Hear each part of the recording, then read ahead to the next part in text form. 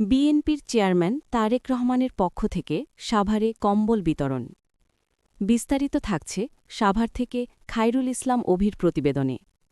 বিএনপির চেয়ারম্যান তারেক রহমানের পক্ষ থেকে সাভারের শীতার্ত গরিব, অসহায় ও দুস্থ মানুষের মাঝে কম্বল বিতরণ করা হয়েছে। শুক্রবার বিকেলে সাভার পৌর এলাকার রাজাসন স্কুল মাঠে এই শীতবস্ত্র বিতরণ কর্মসূচি অনুষ্ঠিত হয়। কর্মসূচির আয়োজন করেন সাভার পৌরসভার ৮ নম্বর ওয়ার্ড কাউন্সিলর প্রার্থী মোহাম্মদ মোশাররফ হোসেন মোল্লা। অনুষ্ঠানে উপস্থিত ছিলেন ঢাকা জেলা বিএনপির সাবেক যুগ্ম সাধারণ সম্পাদক ও সাভার পৌর মেয়র প্রার্থী লায়ন মোহাম্মদ খোরশেদ আলম।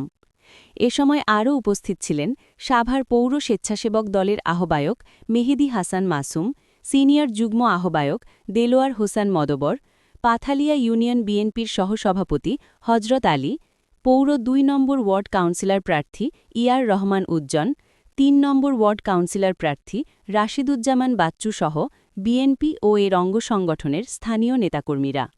শীতবস্ত্র পেয়ে সন্তোষ প্রকাশ করেন উপকারভোগীরা। মাদক বন্ধ করতে হবে, সাভারে কোনো মাদক থাকবে না ইনশাআল্লাহ।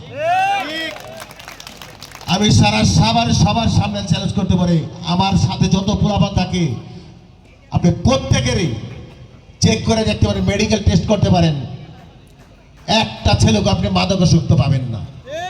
এই ঠিক এরকম সাভারটা কবে এরকম স্মার্ট ছেলে পেলে চাই, স্মার্ট মানুষ চাই, যারা আধুনিক মানের মানুষ হবে, সুন্দর মানের মানুষ হবে। এই সাভারটা প্রত্যেকে একসাথে মিলে আমরা সামনের দিকে এগিয়ে নিয়ে যাব। এই সাভারের রাস্তাঘাট খুব অপ্রতুল। এই রাস্তা তো ব্রিটিশের রাস্তা, যেই রাস্তা যখন যে অবস্থায় ছিল সেই অবস্থায় আছে, কিন্তু ৩০ বছর আগের কথা চিন্তা করেন, আজকে দেখেন কি অবস্থা। ৩০ বছর পরে আপনার অবস্থা কি? আপনি এই বিরুলিয়া রুটটা আপনি স্ট্যান্ড থেকে এইখানে আসতে মাঝে মাঝে ২ ঘন্টা ২.৫ ঘন্টা লাগে যায়। কেন লাগে? যানজট। এই রাস্তাটা বড় করতে হবে। আপনার নিশ্চিন্তেও থাকতে পারেন, সাভারের কিছু রাস্তা আমি ভাঙ্গা ৬০ ফিট করবো, ৬০ ফিট, তার মধ্যে বিরুলিয়া রোডও আছে। রাস্তার কাছে যারা আছেন তা হয়তো সাময়িক কষ্ট হবে, কিন্তু তার বেনিফিটও আপনারা পাবেন। আপনার রাস্তা যদি ভেঙে আপনার সম্পদ যদি নষ্ট হয় তার ক্ষতিপূরণও পাবেন, কিন্তু এই রাস্তা এইভাবে রাখা যাবে না। এই রাস্তা আমরা বাজার বাসিন্দা থেকে ভেঙে একদম বিরুলিয়া দিয়া ৬০ ফিট করে বাইর করে ৩০ ফিট যাবে আর ৩০ ফিট আসবে। আপনি নিশ্চিত থাকতে পারেন, এটা আমার পরিকল্পনার অংশ। আমার ভাই ও বোনেরা, আজকে আমার ডাকে আমি স্বল্প একটু ব্যবস্থা করেছি কম্বল দেওয়ার জন্য, যা নাকি সম্পূর্ণ কৃতিত্ব আমার মামা উনি দিচ্ছে আমার মাধ্যমে। তো সবাইকে ধন্যবাদ। বক্তব্য আমি আমার নেতার কাছ থেকে শুনবো, আপনারাও শুনবেন।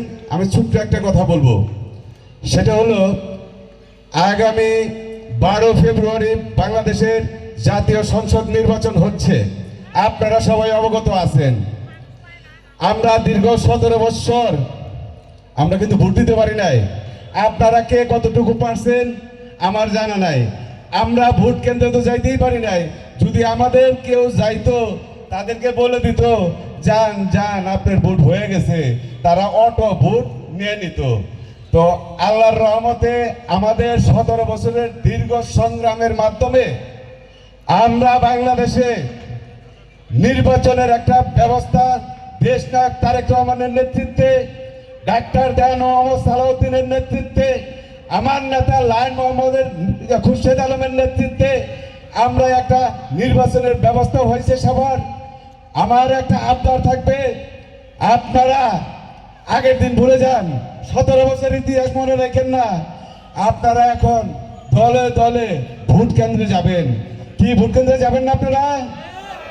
আপনারা কেউ ১২ তারিখে ঘরে বসে থাকবেন না। যখন যে সুযোগ পাবেন ৪টা ৫টার আগে, যতক্ষণ ভোটের সময় থাকে এর আগে যায় আপনার মূল্যবান ভোটটা প্রয়োগ করবেন, এবং আপনাদের মূল্যবান ভোটটা আমি আশা করব ধানের শীষে ডাক্তার দেওয়ান মোহাম্মদ সালাউদ্দিন ভাইকে দিবেন, ধানের শীষে দেশনায়ক তারেক রহমানকে দিবেন।